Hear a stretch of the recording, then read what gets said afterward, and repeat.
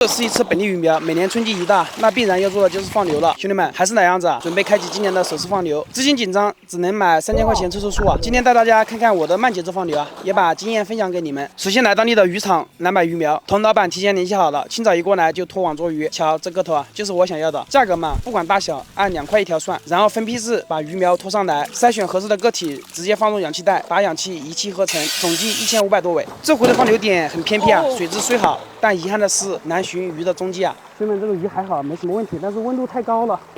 接下来过温过水啊，为了防止过温的时候氧气袋冲掉，所以在这里堆一个奶水坝啊。奶水坝并不是真的奶水啊，主要用来顶住漂流下来的氧气袋，尽量用大鹅卵石就可以了。接下来把氧气袋全部搬下来，这样过温还是比较稳妥的。想起之前放流的时候飘走的一袋，简直太可惜了。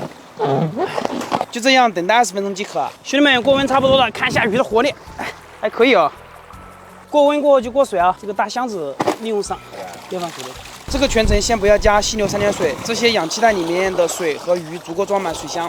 兄弟们，接下来就这样子啊，往里面加新水就行了，慢慢这么加，大概加个10来分钟就差不多了。过温过水后，大家是不是觉得可以放流的？那就不是慢节奏放流了。我追求的就是稳字啊。这边咱们要搭设一个网箱，把鱼全部倒入这里面养一个时间段。看这画面，密集恐惧症可以闭眼的。当然了，反过来却是钓鱼佬的最爱。户外啥时候能这样子保护，那不得上天啊！我这样子弄的目的很简单，尽量筛掉那些不适应的、受伤的鱼苗。就这个样子，我们养3个小时到4个小时。兄弟们，过去4个小时的看一下鱼啊，看还可以啊。先把那些淘汰的选出来啊，没用的这些鱼。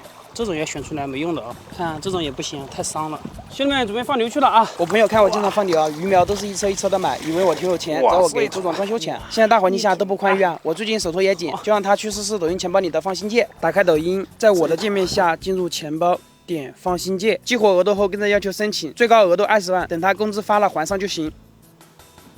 这种感觉真棒啊！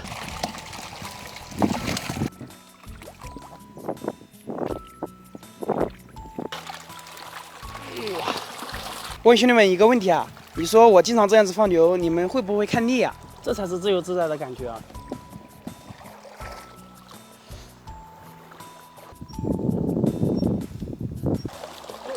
哎呦，兄弟们看一下还有多少？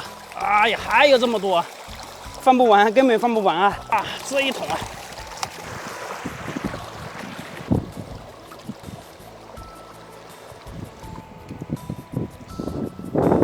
兄弟们，你看这边啊，鱼都跑到公路上面来了，只能再捡下来了。